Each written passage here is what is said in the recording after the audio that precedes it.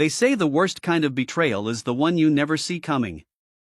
But what they don't tell you is that sometimes, it's not the betrayal itself that shatters you, it's who reveals it. It was supposed to be a peaceful weekend. A break from the noise of the city and the exhaustion of daily life. Daniel, my boyfriend of 2 years, had suggested we escape to his family's lake house. He said it would be just the two of us, a little retreat to reconnect. I didn't hesitate. Things had been strained lately, sure, but I thought maybe we were just burned out. I was hopeful. When we arrived, Marcus, Daniel's younger brother, was already there. He greeted us with his usual crooked smile and easy charm. Marcus had always been the fun one, the kind of guy who made everyone feel instantly comfortable.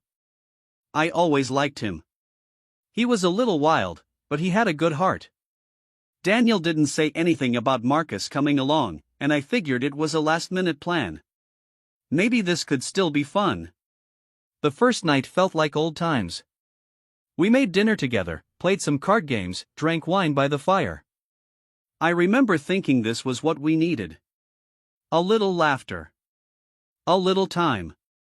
Daniel seemed a bit off, though, distracted, glued to his phone whenever he thought I wasn't looking.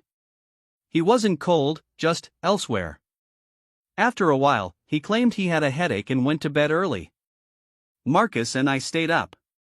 The wine had softened everything around us, and we started really talking. About family, about life, about growing up with Daniel. Somewhere in the conversation, I saw something shift in Marcus's eyes. The playfulness faded. What replaced it was heavier, and I could feel it settle in the room like fog.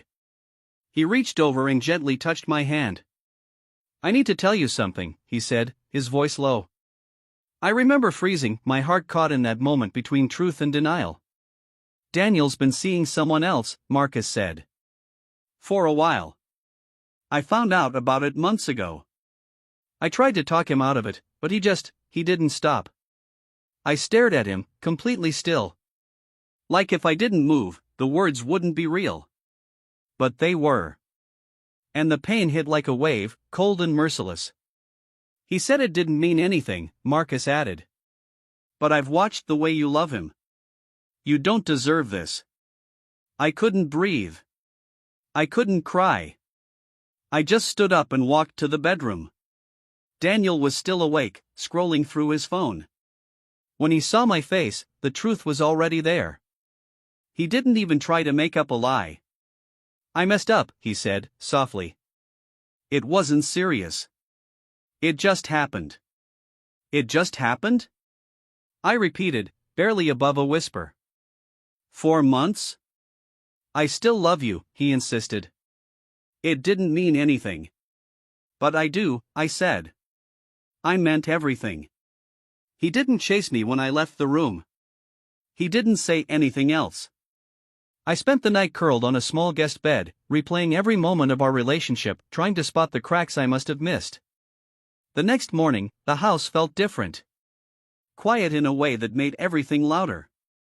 I walked into the kitchen to find Marcus making breakfast. He didn't say much. Just poured me coffee, slid a plate of eggs across the table, and sat down. "Why?" I asked. He didn't pretend not to understand. "Because I care about you," he said. "Because I couldn't keep watching you give everything to someone who didn't appreciate it. You deserve better." I didn't know how to respond. All I could do was nod. Over the next few weeks, I unraveled. Quietly. I didn't scream or throw things or post cryptic quotes online. I just disconnected. I moved out of the apartment Daniel and I had shared. Packed my life into boxes, one memory at a time. Daniel reached out. He wanted to fix it. He begged.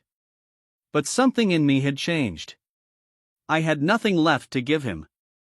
Love isn't enough when it's one-sided. When it's taken for granted. Marcus kept checking in, not in a pushy way, but in a kind one. Simple messages. "How are you feeling today? Need anything? Want to talk?" He never crossed a line. Never tried to be anything other than someone who cared. And somewhere in the quiet, I started finding myself again. I learned to love being alone. I redecorated my space. Started painting again. I smiled for no reason.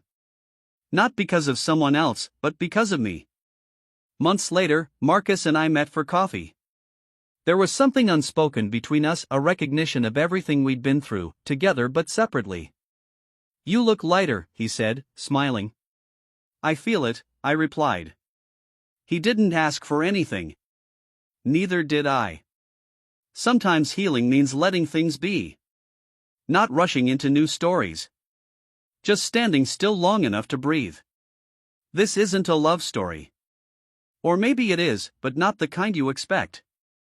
It's a story about truth, and pain, and choosing yourself.